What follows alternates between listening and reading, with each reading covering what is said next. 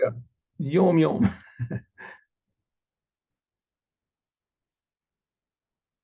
Yeah, there we go. Okay.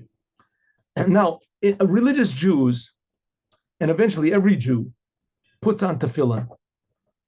Like I say, I go every day since the war started here. I go every day to this public sort of place near my house, and I ask people to put on tefillin, and I'm just very amazed. There's two types of people that really amaze me. Well, actually, sort of three. One type of people, all right, let me even four.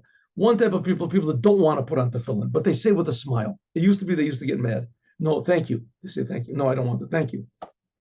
And I give them a blessing. I say you should have only good news and everything. They thank you. And someone say you too. Then there are Jews that are religious Jews, but because of the turmoil, this is right near a hospital. The turmoil, they didn't put on tefillin. So a lot of times people come running up to me and say, I didn't put on tefillin, put on tefillin. Religious people. Or they say, did you put on tefillin? They say, my friend, I'm a religious Jew. Oh, well, you're right. This morning I didn't put on. It was because of the confusion. Okay, that's type number two.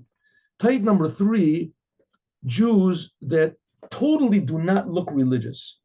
They have all sorts of tattoos on and rings, and they haven't got any sign, no kippah, no tzitzis, no anything whatsoever. And I say, would you like to put on tefillin? Oh, I put on every day. Thanks a lot. And then they shake my hand. I put on every day, as though they're saying to me, listen, I really don't look like I put on tefillin, right? But I'm proud that I do. I'm proud that I don't look like I do, and I'm proud that I do, right? But then there's a third type of Jews, the fourth type, and the fourth type is, would you like to put on tefillin? Yes, I'd like to, but I don't know how. I don't know how. You don't know how. What does it mean? Either they say, listen, I put on when I was bar mitzvah, or they say I never put on before. Why are they willing to do it? It's a whole ritual in the public. And these people are not religious. They're just normal, regular people.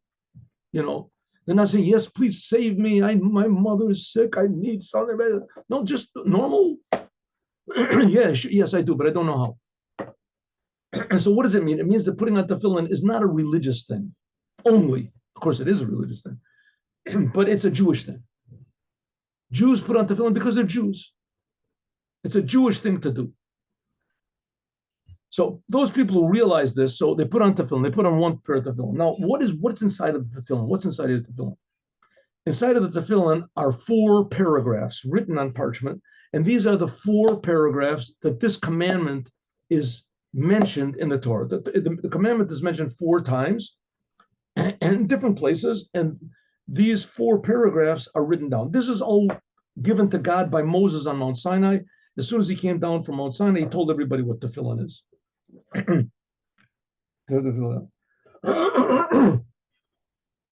Okay, so there are 4 different. Now, how do you arrange these 4 different parchments? Well, in the head tefillin, there's 4 different compartments. On the hand tefillin, there's not 4 different compartments. This is one strip, and all the 4 parchments are written, but they're all written according to a certain order. What is the order?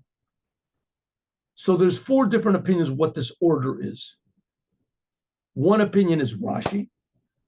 Another opinion is one of Rashi's grandson-in-laws, called Rabbeinu Tam, married Rashi's daughter. Rabbeinu Tam, he has a different opinion. The opinion of Rashi is accepted.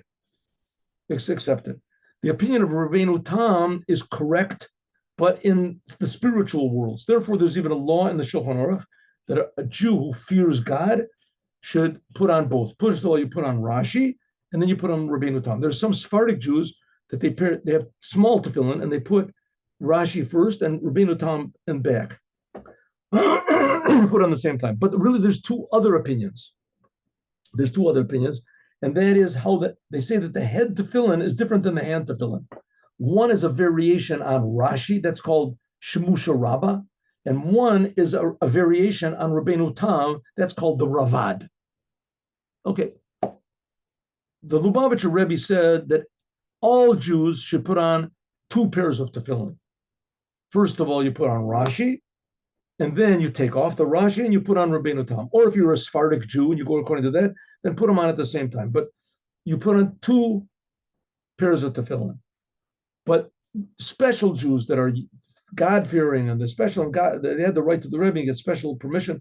There was one very wonderful Jew called what was his name? I forget, Zimroni Cheek, a wonderful person. He passed away, and he said that everyone should put on, and he brought proofs from the Rebbe. In any case, it was, but there are 4 pairs of tefillin. I don't put on 4 pairs of tefillin. There are 4 pairs of tefillin that you put on. In other words, there's Rashi. You put on Rashi tefillin.